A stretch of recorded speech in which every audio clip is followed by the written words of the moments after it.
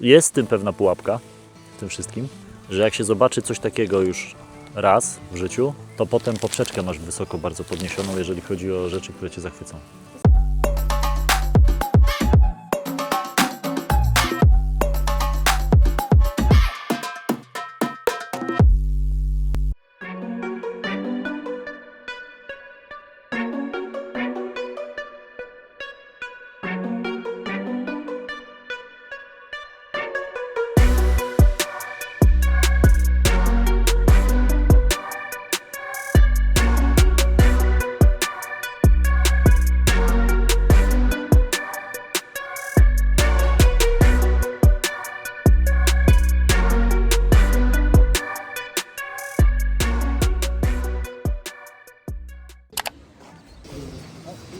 Hello, hi.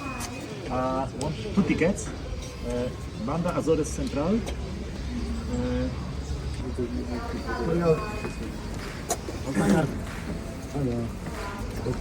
Okay, which entrance we should go?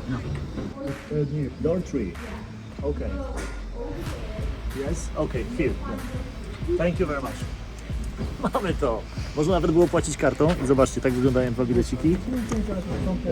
Trochę przepłaciliśmy, bo mogliśmy je kupić taniej, zapłaciłem 24 euro, ale to dlatego, bo kupujemy w kasie. Wczoraj jeszcze można było kupić za 2 bilety, jeden w gratisie, czyli kupujesz 2, płacisz za 1. Wtedy powinniśmy zapłacić 10 euro. Więc dzisiaj zapłaciliśmy trochę więcej, ale warto choćby dla tego papierka. Idziemy, bo musimy przejść cały stadion wokół.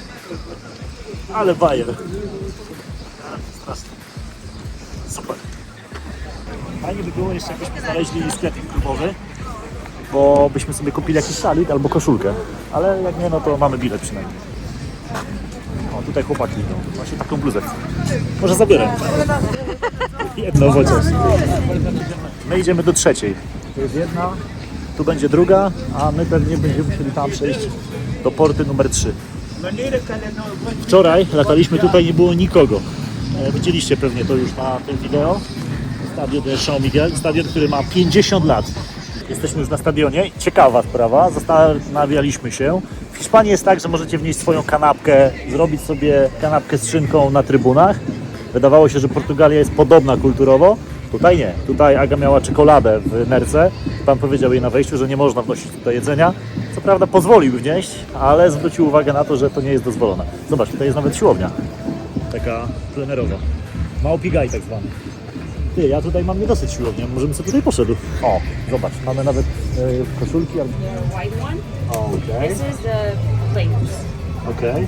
And then we also have this one, which is the goalkeeper. This one. Okay. This one. And we also have the black one, but we are out of it. A, okej. Która? Czerwona, biała czy... No czerwona. Czerwona? No pewnie. Jeszcze na tą białą myślę, ale chyba ta biała jest duża, zobacz. This is the flowers from Azores? Yes, it's the, let me remember the name. Hydrangea. Okay, How you say it? okay, yeah. You can see them on the street. They're not blooming yet, but by summer. Ah, I know what... Hortensje. Hortensy. We are Yes, from Poland. hortensia. Zobaczcie, piękna ta biała z tym czerwonym. Tutaj też są na czerwonej też są kwiaty. Dobra, to będzie ok? This one and second one I will take the blue one.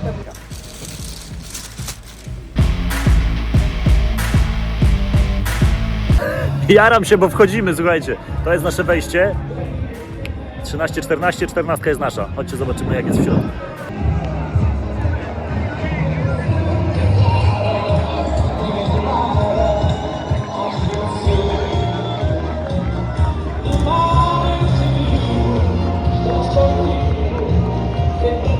Jak malutko ludzi.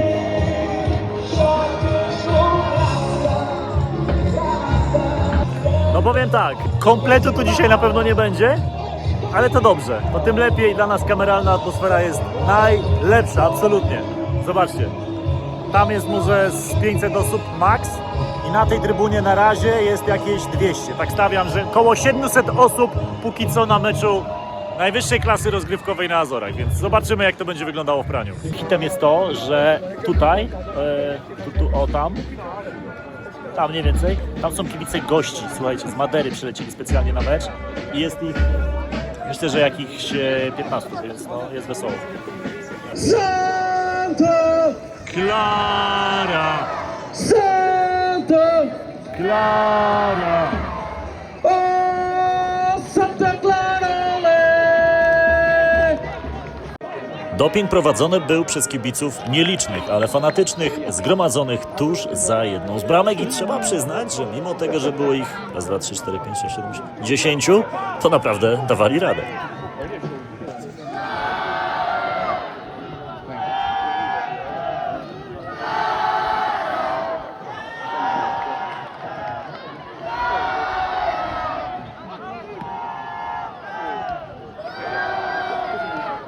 W przerwie meczu do kibiców wyszli najpierw juniorzy, a później zawodnicy drugiej drużyny. Coś pewnie wygrali, my nie wiedzieliśmy, o co chodzi, ale i tak kibicowaliśmy i biliśmy brawo, no bo w sumie czemu nie? Jakby coś, zawsze możecie sobie zrobić zdjęcie z klubowymi maskotkami, którymi są krowa oraz orzeł. Słuchajcie, jesteśmy na meczu, druga połowa dobiega końca, ale zobaczcie na ten widok. Jest absolutnie przepięknie. Mało tego, załapaliśmy się do azorskiej telewizji. Nawet oglądaliśmy to na telefonie, ale oczywiście ja jestem totalnym nieogarem i nie kliknąłem screenshota. Ale byliśmy w azorskiej telewizji, więc kolejne małe marzenie spełnione. Tak to wygląda. Widzów myślę, jak jest 1500, może 2000, to jest absolutny maks, ale chyba nawet trochę zawyżam. Ale orkiestra gra do końca. No jest trochę dużo. Pięknie to wygląda. Przyjeżdżajcie na Azory i idźcie na mecz Santa Clara.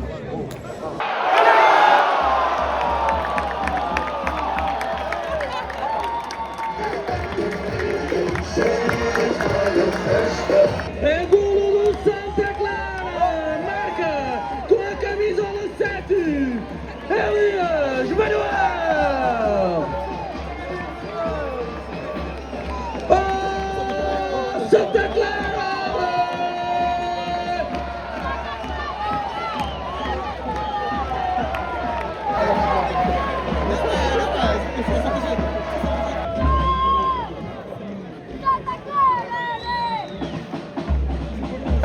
Santa Clara 2, Nacional 0.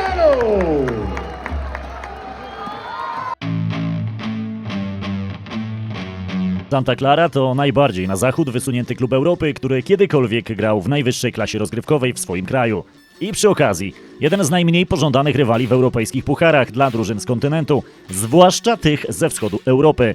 Santa Clara w swojej 105-letniej historii grała w pucharach tylko 3 razy i od razu w swoim debiucie trafiła na wycieczkę do Armenii. To aż 6000 km w jedną stronę, a loty z przesiadką zajęły około 13 godzin w jedną stronę. Ale to wszystko nic. Santa Clara mogłaby solidnie poprawić ten wynik i ustanowić rekord nie do pobicia w europejskich pucharach przy obecnym stanie rzeczy, gdy nie grają w nich kluby z Rosji. Wystarczyłoby trafić w losowaniu na klub z Kazachstanu. Wówczas w jedną stronę leciałoby się około 8200 km, a sam lot trwałby około 14 godzin, a realnie z przesiadkami około 20. A co jeśli kluby z Rosji grałyby z powrotem w europejskich pucharach? I popuśćmy wodzy fantazji. Najbardziej na wschód wysuniętym większym miastem Rosji jest Pietropawłowsk-Kamczacki. Gdy tamtejszy klub jakimś cudem awansował do pucharów i trafił na Santa Clarę, samolot musiałby przelecieć łącznie ponad 12 000 kilometrów. Loty trwałby wówczas około 20 godzin, a różnica czasu pomiędzy miastami wynosiłaby około 13 godzin. Ale jak już się tutaj doleci, to czekają na Was nie lada atrakcje. W klubowym barze można kupić batona, pizzę lub coś do picia, ale prawdziwe rarytasy sprzedaje ten pan ze swojego wiklinowego koszyka. Tyle, że u niego zapłacicie tylko gotówką. A jak komuś będzie mało, to przy wyjściu ze stadionu stoją panowie i sprzedają kiełbasę i bułę. Pamiętam, żebym jechał w takiej mgle. Serpentyny nie są aż takie tragiczne tutaj, bo na Teneryfie były dużo gorsze. Ale niesamowita jest to, w jakim mgle się tutaj jeździ. Przed chwilą nie było nic widać. Teraz to się ciekawie robi.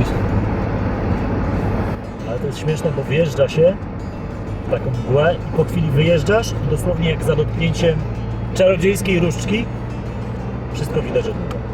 Jak na talerzu.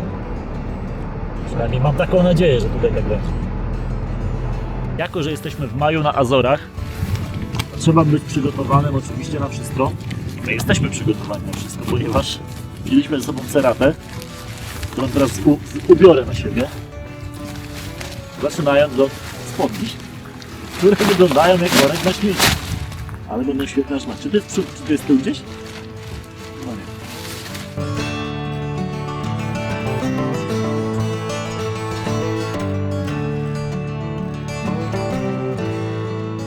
Mam na sobie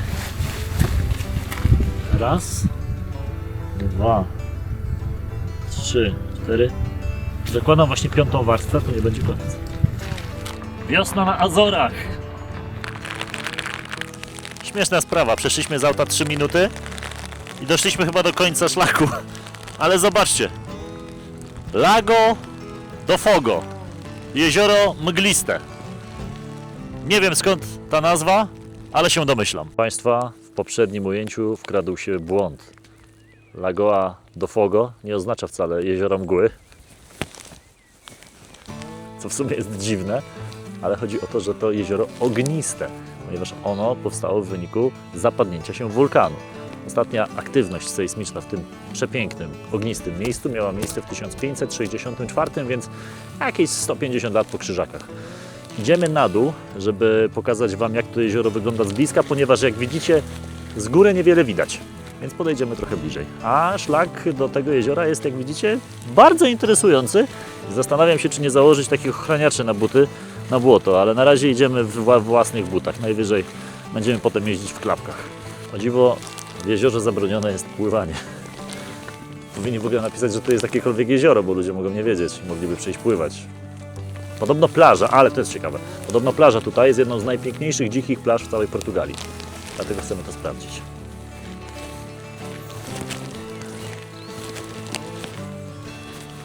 Dobra, mamy założone ochraniacze na buty.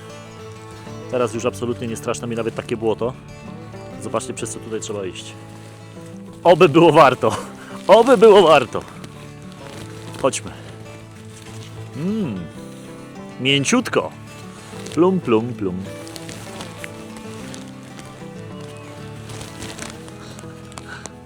Ej, widać jezioro! Wow! Chodźcie bliżej, zobaczycie coś. Bo to jest być może jedyna szansa, żeby je zobaczyć. No się odsłania tak raz na kilkanaście, kilkadziesiąt minut albo godzin. Zależy od pogody. No, tu wygląda już bardzo ładnie.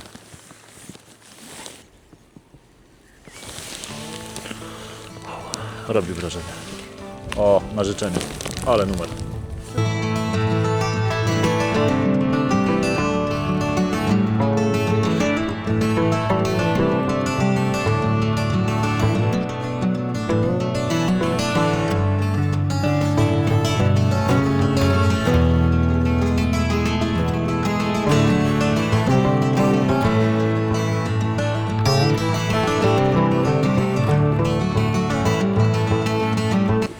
Fenomenalne jest to, że tutaj prawie nikogo nie ma.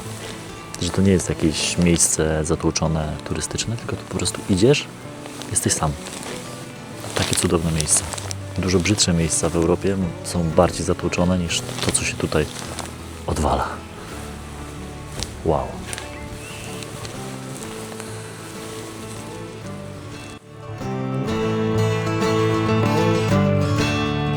Wiedziałem, że będzie ładnie, no bo tak ale aż tak? No Kanada, Alaska, Kanada. Patrz, rosną jakieś jagody. Jest w tym pewna pułapka, w tym wszystkim, że jak się zobaczy coś takiego już raz w życiu, to potem poprzeczkę masz wysoko bardzo podniesioną, jeżeli chodzi o rzeczy, które Cię zachwycą. Samo mówiłeś o Szwajcarii i Islandii. No, wiem. Ale i nadal się zachwycam. To w sumie dobrze. W sumie dobrze. To znaczy, że mnie zachwycają rzeczy, mimo że widziałem już stosunkowo dużo fajnych rzeczy. Pięknych. A nadal się zachwycam. Doszliśmy do momentu, gdzie zaczynają się schody. A właściwie nie schody, a drabina. Spróbujemy. Nie ma to jak schodzić po śliskiej drabinie. Ale nie ma lipy. Super. hop, hop. I jest się na dole. Proszę bardzo.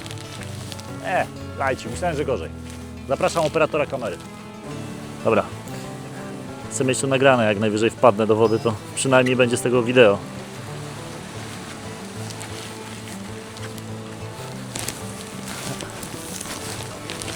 I ja nie wiem jak wy, ale ja tu będę jadł kanapkę.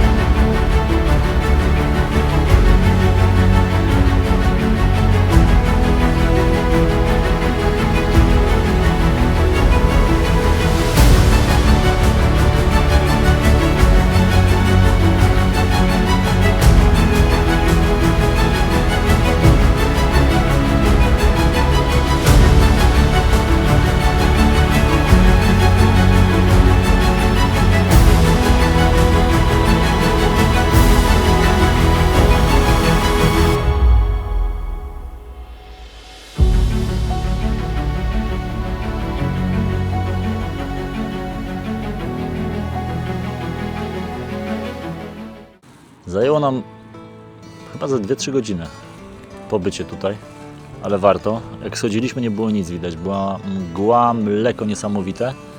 Nagrywam do Was z tego samego miejsca, co wcześniejsze ujęcia. Zobaczcie, jak teraz to wygląda za moimi plecami. Nie sądziliśmy, że spędzimy tutaj tyle czasu, no ale jak tutaj nie spędzić tyle czasu?